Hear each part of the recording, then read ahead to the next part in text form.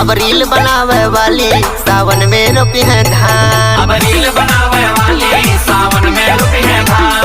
हाँ रील बनावे वाली सावन में रोपी है धान। अब रील बनावे वाली सावन में रोपी है धान।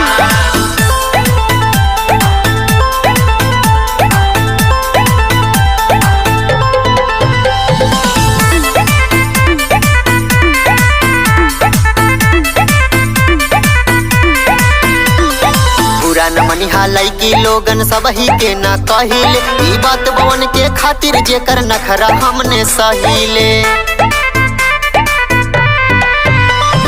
पुरान मनिहा लैकी लोगन सब ही के ना कहिले, ई बात बवन के खातिर जेकर नखरा हमने सहीले। ऋतिक सलेंदर नीरज केहू के करी है नायब मान, रोहित सलेंदर अर्पित केहू के करी है नायब मान।